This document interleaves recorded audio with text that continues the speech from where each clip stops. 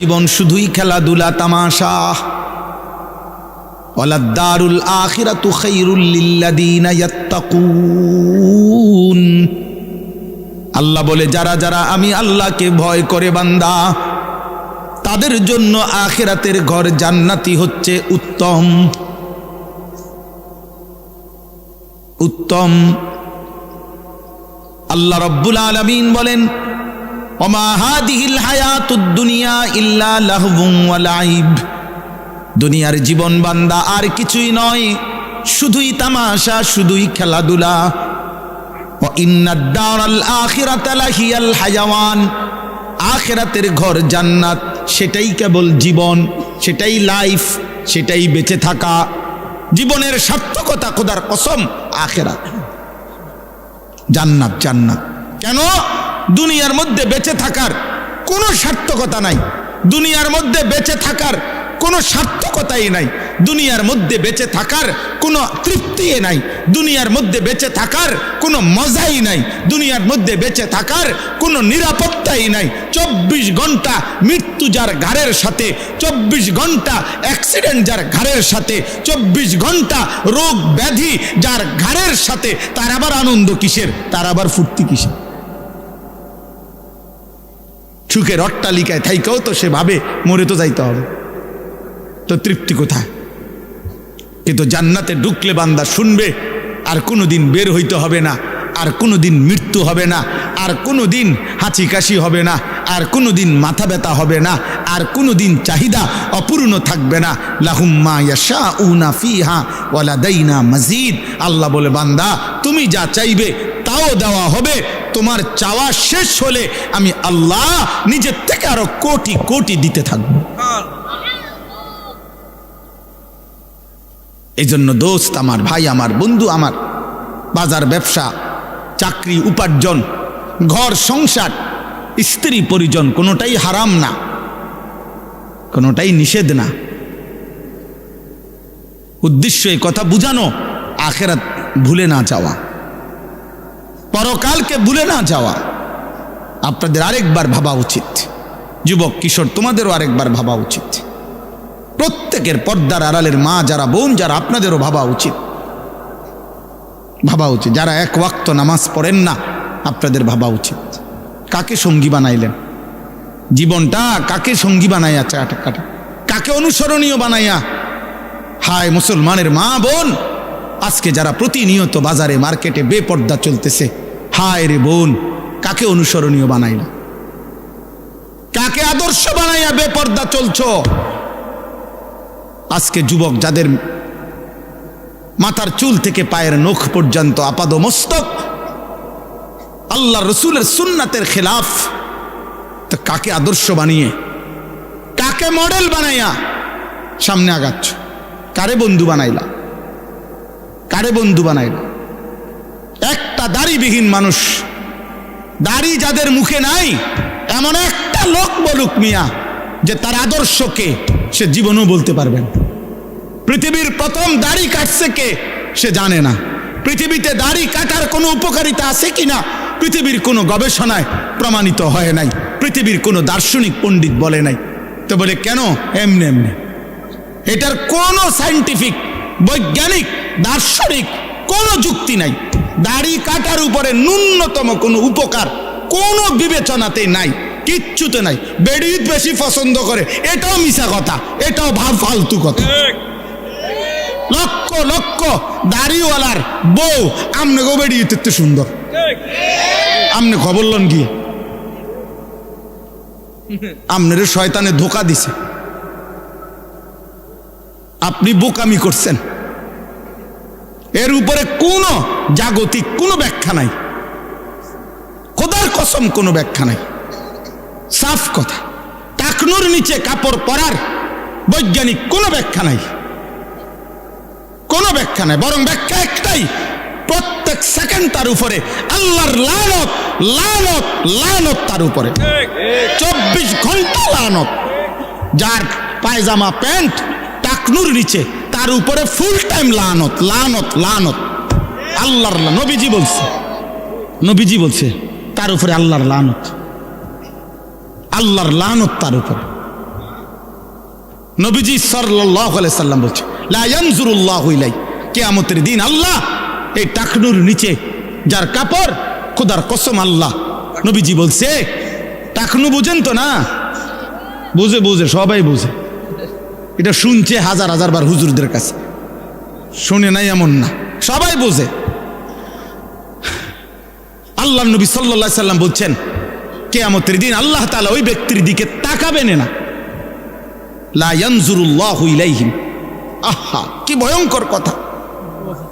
ওয়ালা ইউযাক্কিহিম ওয়ালা ইউকাল্লিমুহুম, আল্লাহ তাদের দিকে তাকাবেন না, আল্লাহ তাদেরকে গুনাহ থেকে পবিত্র করবেন না, আল্লাহ তাদের সাথে কথাও বলবেন না।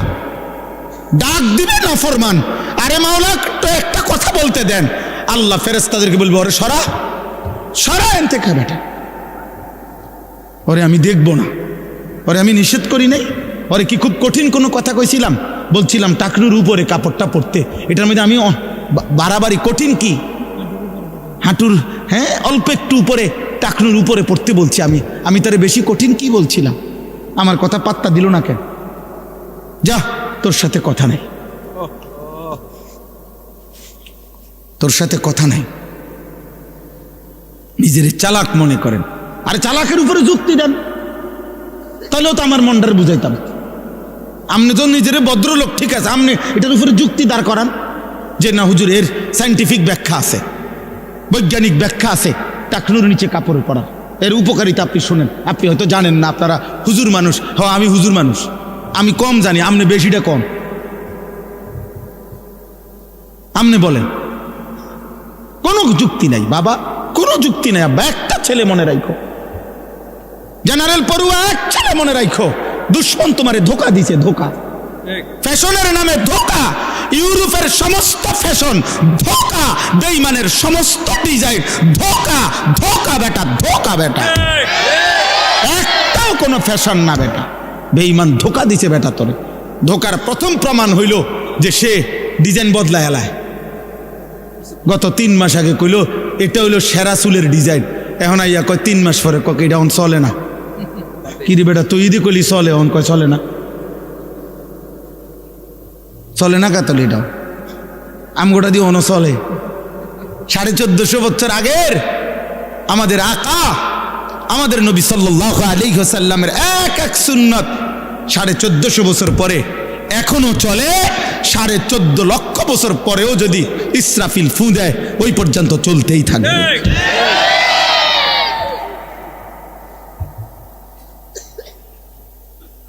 হযরত মাওলানা জিয়াউর রহমান ফারুকি রহমতুল্লাহ আলাইহি এই উপমহাদেশের একজন বড় বুজুর্গ ছিলেন। তিনি বলেছিলেন এই কথা, সুন্নাত আজীবন আন্তর্জাতিক, সুন্নাত আজীবন চলমান থাকবে। প্রত্যেক বিদআত, প্রত্যেক মানুষের আবিষ্কৃত বিষয়, সেটা ক্ষণিকে ক্ষণিকে বদলাবে, বদলাবে। অতএব কোনোভাবে, আজকে আমার এটাই কথা, কাকে বন্ধু বানাচ্ছেন, কাকে জীবনের অনুসরণীয় মানুষ মাত্রই স্বভাবজাত। আমি এই কথাটাই আজকে বলি, শেষ করে দেব ইনশাআল্লাহ। মানুষের জীবনের একটি তবিয়ত, ফিতরাত, সৃষ্টিগতভাবে মানুষ বন্ধু, সঙ্গ, সাহচর্য, সান্নিধ্য পছন্দ করে, গ্রহণ করে। এটা মানুষের সৃষ্টিগত অভ্যাস। ওয়া খালাকনাকুম আজওয়াজা, আল্লাহ বলেন আমি মানুষকে সৃষ্টি করেছি জোড়ায় জোড়ায়। তাহলে মানুষের সৃষ্টির মধ্যেই আরেকজনের সাথী হওয়া, আরেকজনকে সঙ্গী বানানো, একাকী না থাকা, এটা মানুষের সৃষ্টিগত একটি অভ্যাস। মানুষ সঙ্গী খুঁজে, সঙ্গ খুঁজে, নিজে কারো সঙ্গী হয় অথবা কাউকে সঙ্গী বানায়। এটা মানুষের ফিতরাত, সৃষ্টিগত অভ্যাস। সুবহানাল্লাযী খালাকাল আজওয়াজা কুল্লাহা, আল্লাহ তাআলা বলেছেন, আল্লাহ তাআলার পবিত্রতা, যিনি এই সৃষ্টির সব কিছু জোড়ায় জোড়ায় সৃষ্টি করেছেন, জোড়ায় জোড়ায় সৃষ্টি করেছে। বিজ্ঞানরা প্রমাণ করতে পারুক বা না পারুক না, এমনকি আমরা তাফসিরে পড়ছি যে এই আসমান এটার জোড়া আছে, এই জমিন এটার জোড়া আছে, ওই সূর্যটা এটার জোড়া আছে, ওই চাঁদ এটার জোড়া আছে। সব আমি জানি না, সব আমারে জানাইতে হবে, আল্লাহর জন্য এটা জরুরি না। আমগুলোকে বুদ্ধি করে নিয়ে আল্লাহ চালায়। কথা বলেন না কেন? একটা সূক্ষ্ম কথা মনে রাখবেন, একজনকে বলি, একটা সহজ কথা মনে রাখবেন। যদি কেউ বলে যে কোরআন শরীফ এই বিজ্ঞানের আলোকে প্রমাণ করতে হবে বা করার চেষ্টা করছে, তাহলে এ কথার প্রমাণ হইল যে মানুষ তার সৃষ্টিকর্তা আল্লাহর কথা প্রমাণিত হইতে হবে সৃষ্টির বুদ্ধি দিয়া। এটা কেমন যুক্তির কথা হইল? সৃষ্টিকর্তার কথাকে প্রমাণ করে সৃষ্টি, এটা কিভাবে হয়? তাহলে সৃষ্টিকর্তার সৃষ্টির খালেক আর মখলুকের ব্যবধান কি? খালেকই তো শ্রেষ্ঠ। এরপরে যদি কোনো মানুষের কথা দিয়া নবীজির সুন্নত প্রমাণ করতে হয়, তাহলে উম্মতের কথায় নবীর কথা বুঝি প্রমাণিত করতে হবে। উম্মত অনুসরণে না করবে, আমাদের দায়িত্ব অনুসরণে না করা। এই জন্য রাসূলুল্লাহ সাল্লাল্লাহু আলাইহি সাল্লামের থেকে প্রমাণিত এই কথা, নবীজি বলছেন, নবীজি করেছেন, এটা যদি সহিভাবে প্রমাণিত হয়, এইবার এ কথা আমার বুঝে ধরুক বা না ধরুক, এটা মেনে নেওয়া বিনা প্রশ্নে, এটারই নাম ঈমান। শুধু দেখতে হবে যে এটা নবীজির থেকে প্রমাণিত কিনা। কথা বুঝেন নাই আমার? রাসূলুল্লাহ সাল্লাল্লাহু আলাইহি সাল্লাম থেকে প্রমাণিত কিনা।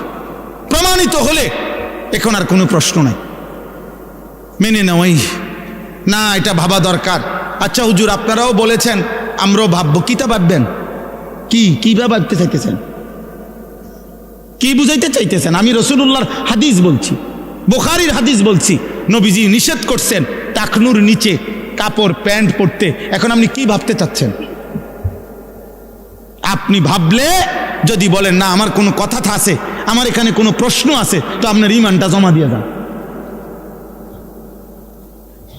ওমা কানা লিমুমিনিন ওয়ালা মুমিনাতিন ইযা কাযাল্লাহু ওয়া রাসূলুহু আমরান আন ইয়াকুনা লাহুমুল খিয়ারাতু মিন আমরিহিম।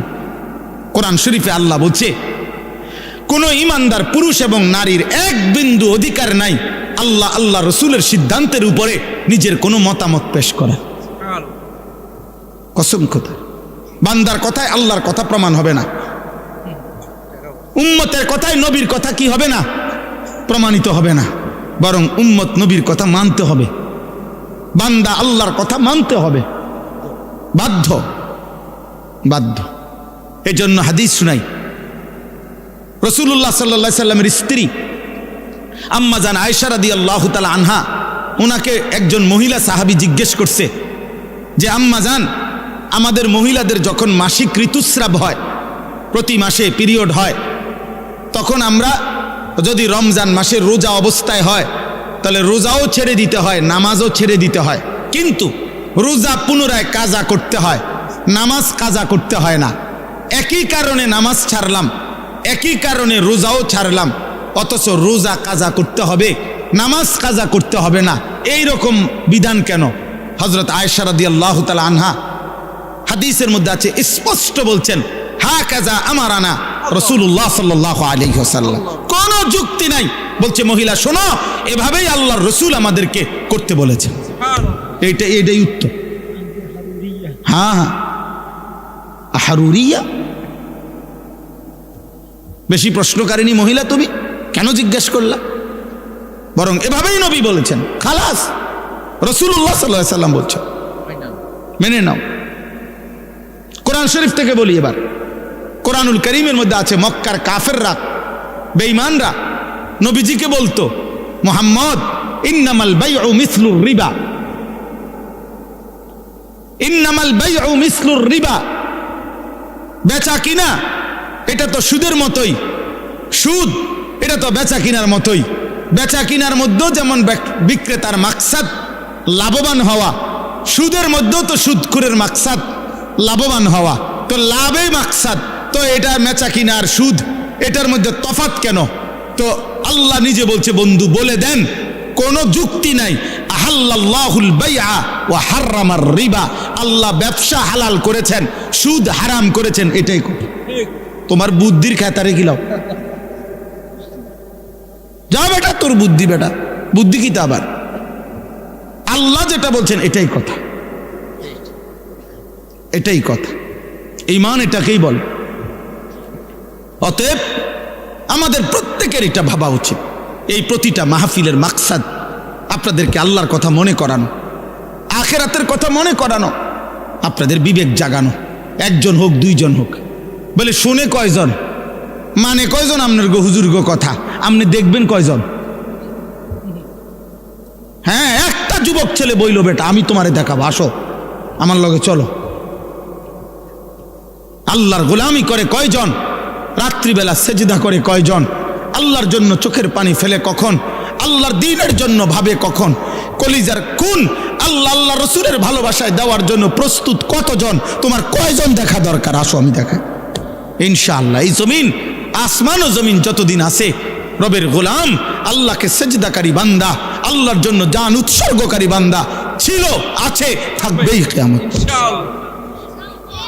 ইনশাআল্লাহ ইনশাআল্লাহ শহীদ শরীফ উসমান হাদি আবার তৈরি হবে, লক্ষ কোটি যুবক তৈরি হবে ইনশাআল্লাহ। ইনশাআল্লাহ 4 বছরের বাচ্চা প্রস্তুতি নিচ্ছে, 10 বছরের বাচ্চা প্রস্তুতি নিচ্ছে, কোলের বাচ্চা মা বাপ নতুন করে স্বপ্ন দেখছে, নাম রাখছে উসমান হাদি, রেডি হচ্ছে আগামী দিনের ঈমান এবং দেশপ্রেমকে পুঁজি করে আমার জমিনে কালেমার আওয়াজ বুলন্দ করবেন।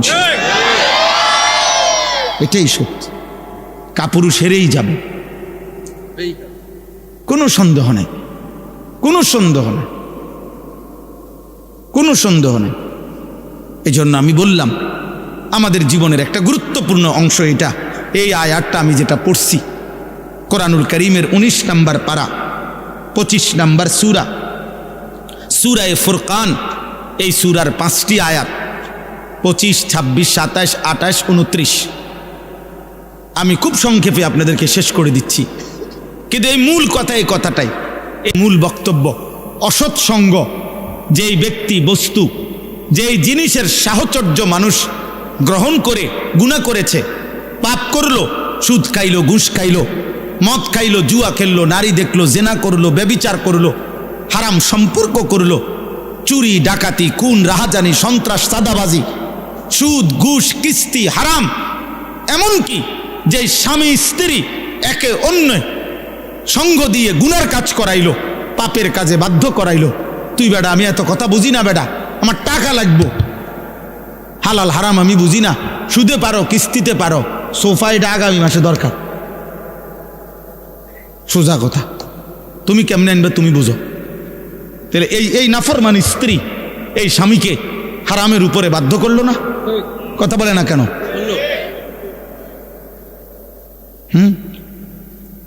বলে আস্তাগফিরুল্লাহ আস্তাগফিরুল্লাহ। তো এজন্য বললাম অসৎ সঙ্গ। আজকে যত ছেলে মনে করেন আপনারা অনেক অভিভাবক, আহা ঠান্ডা মাথায় আপনারা আপনাদের ছেলেদের হাতে মেয়েদের হাতে, যার এখনো পূর্ণ সময় হায়াতের বাকি, তার জীবন গড়বার আগেই তার হাতে একটা বড় মোবাইল 24 ঘন্টার জন্য তার হাতে তুলে দিলেন, তার হাতে দিয়ে দিলেন। এবার ছেলেটা নিজের মতো করেই বেড়ে উঠতেছে, কি খায়, কি ঘুমায়, কি করে না করে। আহা 16 বছর বয়সে এত নারী দেখে ফেলছে, এত উলঙ্গ ছবি দেখে ফেলছে। 60 বছর 70 বছরের বুড়া চাচা মনো এত মহিলা দেখে না।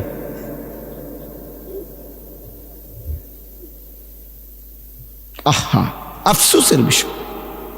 অসৎ সঙ্গ, অসৎ বুদ্ধি বন্ধু, অসৎ সঙ্গ। আপনি এটা বুঝেন না বাবা, যে ছেলেটা 1 ওয়াক্ত নামাজ পড়ে না, আপনার ছেলেটা যে তার সাথে চলে, এটা যে অসৎ সঙ্গী, অসৎ বন্ধু, এটা যে বন্ধু নামের শয়তান, আপনি এটা বুঝেন না? আপনি এটা জানেন না? আপনার চুল দেখলে আন্দাজ হয় না? আপনি চলাফেরা দেখলে আন্দাজ হয় না? আপনি কথাবার্তা শুনলে আন্দাজ হয় না? আজকে আফসোসের বিষয় হলো মুসলিম পরিবার, অভিভাবক মুসলমান তার পরিবারের প্রতি সচেতন, বর্তমান সময়ে অনেক সচেতন অভিভাবক, কিন্তু সচেতনতা হলো এই বাহ্যিক দুনিয়া, চাকচিক্যময় দুনিয়া, ঘর দালান বিল্ডিং ব্যাংক ব্যালেন্স, উপার্জন চাকরি ব্যবসা টাকা পয়সা রোজগারের কোনো পদ্ধতি, এইটাকে সাজাইয়া দেওয়ার জন্য যে পরিমাণ যত্নবান, তা তার চাইতে হাজার পরিমাণ গাফেল ঈমান, আমল, আখিরাত, আখলাক, চরিত্র, নামাজ, সেজদা, পরকাল এটার থেকে বঞ্চিত রাখা, এই ব্যাপারে গাফেল শতভাগ।